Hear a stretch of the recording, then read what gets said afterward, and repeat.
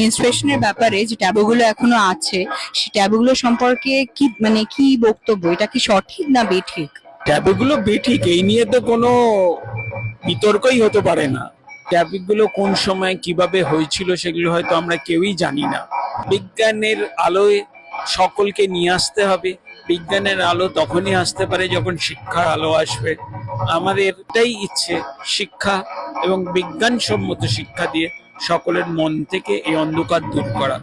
পরিবেশ অ্যাকচুয়ালি এটা acronym. It is peoples organisation for rehabilitation of inhabitants based on environmental sustainability. Basically environment নিয়ে আমরা কাজ করতে নেমেছিলাম। মানুষের মধ্যে সচেতনতা আনতে গেলে তাদের শিক্ষার আলোয় আনতে হবে। সেই থেকে পরিবেশ ছোট্ট ছোট্ট বাচ্চাদের, স্পেশালি নিম্নবিত্ত পরিবারের বাচ্চাদের শিক্ষার আলোয় আনার চেষ্টা করছে।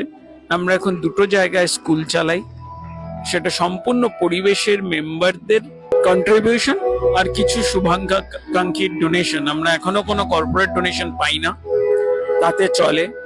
এগুলো আমাদের এতদিন প্রজেক্টের মধ্যে ছিল, এখন এই একটা নতুন প্রজেক্ট সংযোজন হলো আমাদের মেয়েবেলা। What is your point of view on this taboo that you still have on inspiration? Yeah, my view is that this is something which is very special, and it's a very special thing that happens to women. And Porivesh has actually brought this out, and they have said that we should be vocal about it, and they have said that this awareness should be taught among men and women. I think this concept is very clear, and as a lady, I should also be promoting this, and it's a very enlightening viewpoint from my end. How do you think a man can contribute to change this taboo? He can be a very good friend to a girl who is going through all this kind of mental, you can say a mental kind of what should I say, not feeling well at the time she's not. Like I also have my brother, and I have seen that kind of support in my house itself. Even though we were never vocal, or we were never allowed to be vocal about it, but my brother and my father were constantly, as a bit of support, a moral support was provided to us. So why can't we have it in the rural areas as well as other places as well? মেয়েবেলা সম্বন্ধে যদি দুটো কথা বলেন। আমি সুমিত্রা গুড়ে, পরিবেশ joint secretary. আমার মেয়েবেলা এটা আমার মানস কন্যা। অ্যাকচুয়ালি আমি স্কুলে ফিজিক্যাল এডুকেশন ডিপার্টমেন্টে চাকরি করি, এবং আমি একটা জিনিস দেখলাম যে কোন ম্যাক্সিমাম গেমস ক্লাসে বাচ্চা এসে বলে, ম্যাম আই হ্যাভ প্রবলেম, তো আমি আজকে গেমস করবো। কেউ এসে বলছে, ম্যাম আমার সমস্যা আছে, করবো না, শরীর খারাপ করবো না। তা আমি যখনই বলি তখন উত্তর একটাই আসে যে পিরিয়ডস। পিরিয়ডস কেন বলো না ম্যাম? তো আমার কথা কি মনে হচ্ছে যে কোনো একটি কথাকে যদি কানে কানে এবং না বলতে হয়, তাহলে সেই কথাটার মধ্যে একটা অসুচি বোধ চলে আসে, এবং সেটা যখন আমি প্রত্যেক মাসে ফিল করি, কোথাও গিয়ে আমার আত্মবিশ্বাসে আঘাত করে, আর তখন সেই আঘাত করতে হতে আমি দুর্বল হয়ে পড়ি।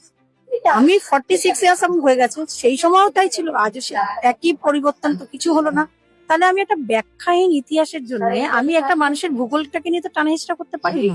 মানুষ হিসাবে আমরা বাঁচতে চাই, আমরা ছেলে মেয়ে আলাদা হিসাবে, ছেলে তা ঠিক আছে, কিন্তু আমরা কেউ দুর্বল নয়, কোনো জায়গা থেকে দুর্বল নয়। এবং মা শারদা অনেক বছর আগে বলে গেছেন যে সূচি আর অসুচির এই যে ভেদাভেদ যদি থাকে, ঠাকুর বলে গেছেন সেই ভেদাভেদ তুলে দিতে, কিন্তু আমরা তো এখনো পাচ্ছি না। কিন্তু আমরা যদি এটা অনুষ্ঠানের মাধ্যমে করি, তাহলে আমার মনে হয় একটা দিন এইটা নিয়ে আর থাকবে না। লোকে বলবে, তার ভাইকে বলবে যে আমার পিরিয়ডস হয়েছে, আমার প্যাড এনে দাও, বন্ধুকেও বলতে পারবে।